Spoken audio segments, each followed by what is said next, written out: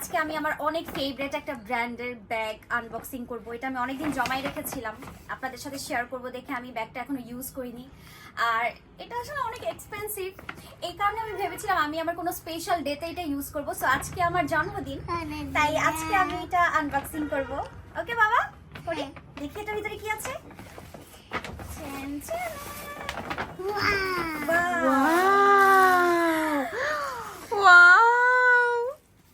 ও মাই god,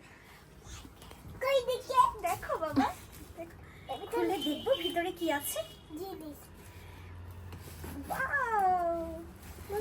ভিতরে অনেকগুলা chamber. ও মাই god, অনেকগুলা চেম্বার।